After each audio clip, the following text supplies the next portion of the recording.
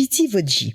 Cric, crac, messier cric, messier crac, aboubou.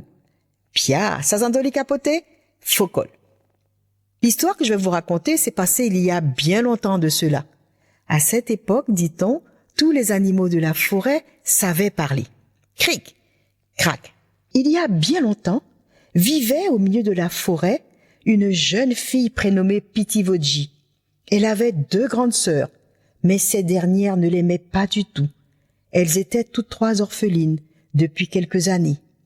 Pitivodji maigrissait de jour en jour, car ses sœurs mangeaient toute la nourriture sans penser à elle. La fillette se contentait des restes qu'on voulait bien lui laisser.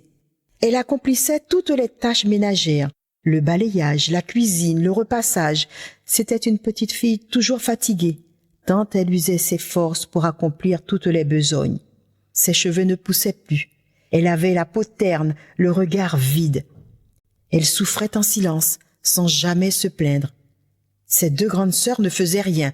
Elles s'habillaient, se maquillaient et se promenaient toute la sainte journée. Un jour, alors que Pitivodji nettoyait la maison, une dame dans un habit de lumière apparut devant elle. Elle n'eut pas de peine à reconnaître sa marraine, une fée qui lui dit « Pitivodji, je sais que tu es malheureuse avec tes 2 grandes sœurs, mais aujourd'hui, toutes tes misères cesseront. Voici une baguette magique. Chaque fois que tu auras envie de manger, frappe-la sur le sol et chante. Baila voix Pitivodji, balao. Baila voix Pitivodji, balao. Baila monte, monte, balao. Baila voix Pitivodji, balao. Baila voix Pitivodji, balao. Baila, bail flair, bail fruit, balao. Baila voix Pitivodji, balao. Baila voix Pitivodji, balao. Dès que la marraine eut terminé de chanter, un arbre garni de fleurs et chargé de beaux fruits sortit de terre. Toutes sortes de fruits s'offraient à elle, des mangues, des pommes de citer, des bananes, des maripas, des moubets, des waras et beaucoup d'autres fruits encore. Pitivodji grimpa sur l'arbre et se mit à manger gloutonnement jusqu'à satiété. Une fois rassasiée, elle descendit prudemment de l'arbre. Sa marraine se remit à chanter. Baila voix Pitivodji, balao. Baila voix Pitivodji, balao. Baila descend, descend, balao. Baila descend, descend, balao. Baila voix Pitivodji, balao. Baila voix Pitivodji, balao. L'arbre disparut dans le sol. Pitivodji prit la baguette magique, embrassa sa marraine, puis alla dans sa chambre cacher son précieux bien. Le lendemain matin, dès que ses sœurs prirent le chemin de la ville, Pitivodji s'enfonça profondément dans la forêt pour tester son précieux présent. Arrivée près d'une savane, elle frappa le sol avec sa baguette et se mit à chanter. Aussitôt que l'arbre sortit complètement de terre, toute heureuse, la fillette y grimpa lestement, puis s'installa au croisement de 2 branches. Il y avait par ailleurs un si grand choix qu'elle ne savait pas par lequel commencer. Elle cueillit un moubin qu'elle suça jusqu'à ce qu'il n'y ait plus de goût. Elle éplucha une banane, cassa une cabosse de cacao. Elle mangea tous ces fruits avec appétit. Pour terminer, elle prit un beau wara, son fruit préféré, qu'elle savoura avec ravissement. Quand elle eut fini, Pitivodji descendit de l'arbre.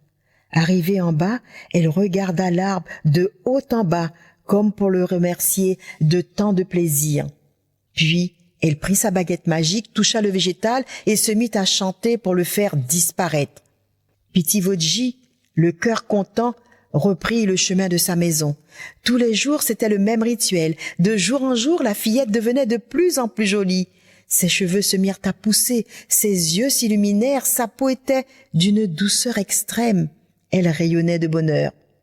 Ses 2 grandes sœurs trouvèrent cela bien étrange. Un matin, elles lui demandèrent « Pitivodji, qu'est-ce qui te rend si belle ?» Rien, mes sœurs. Je grandis tout simplement, répondit Pitivodji.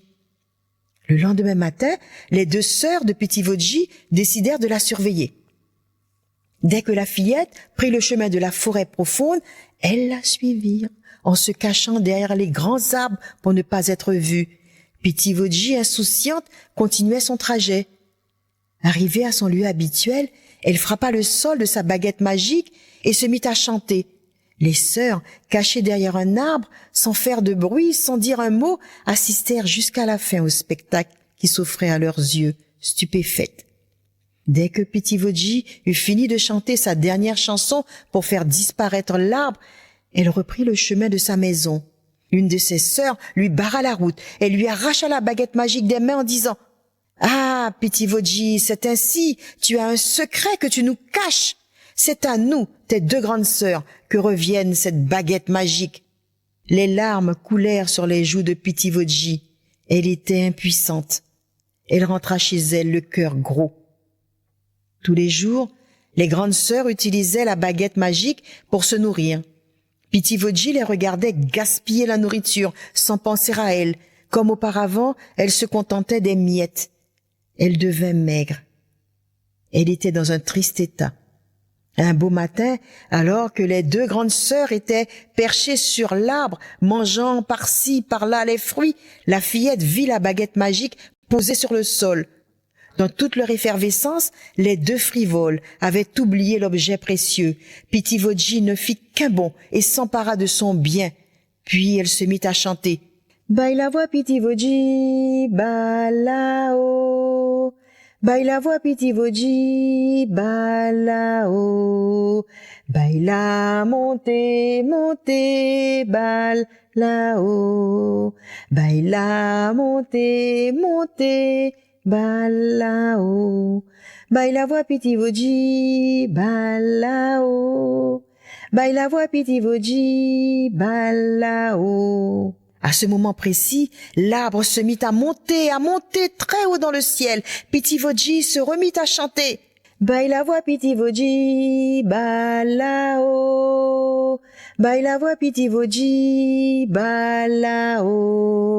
Baila vente, vente, balao. Baila vente, vente, balao. Baila voix Pitivodji, balao. Baila voix Pitivodji, balao. D'un seul coup, le vent se mit à souffler avec force, tel un cyclone. Il expédia les 2 grandes sœurs loin, très loin de l'autre côté de l'océan. Depuis ce jour, Pitivodji vit heureuse chez elle. Elle ne revit plus jamais ses méchantes sœurs.